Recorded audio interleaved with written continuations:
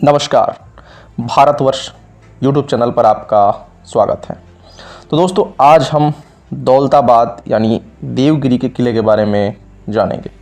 दौलताबाद महाराष्ट्र के छत्रपति संभाजी नगर जिले में स्थित है। इसका प्राचीन नाम देवगिरी है। यह मोहम्मद बिन तुगलक की राजधानी रही है। यह शहर हमेशा शक्तिशाली बादशाहों के लिए आकर्षण का केंद्र साबित हुआ है। दौलताबाद की सामरिक स्थिति बहुत ही महत्वपूर्ण थी।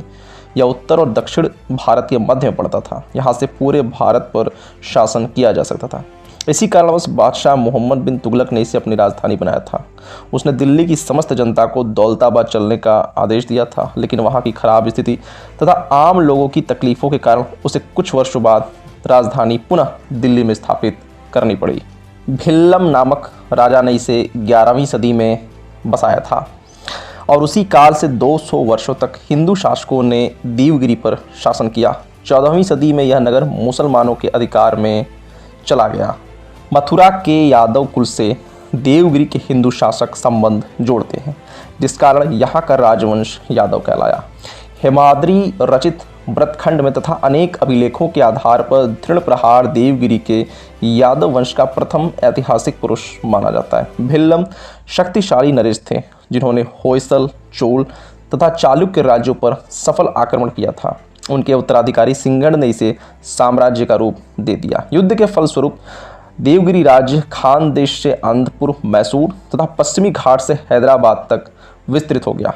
13वीं सदी के देवगिरी नरेश कृष्ण का नाम अनेक लेखों में मिलता है। इसने वंश की प्रतिष्ठा की अभिवृद्धि की। कृष्ण के पुत्र रामचंद्र के शासन में खिलजी वंश के सुल्तान अलाउद्दीन ने देवगिरी पर चढ़ाई की थी। अलाउद्दीन यहाँ से असंख्य धन लूट कर ले गया और उसके सेनापति काफूर रामचंद्र को बंदी बना लिया। कुछ समय पश्चात रामचंद्र को मुक्त कर दिया गया। यही कारण था कि देवगिरी के राज ने तेलंगाना के युद्ध में काफूर को हथियारों की मदद की थी। शंकर देव ने सिंहासन पर बैठने 1312 ई के बाद मुसलमानों से शत्रुता बढ़ा ली, जिसका फल यह हुआ कि शंकर देव को हराकर काफूर ने देवगिरी पर अधिकार कर लिया।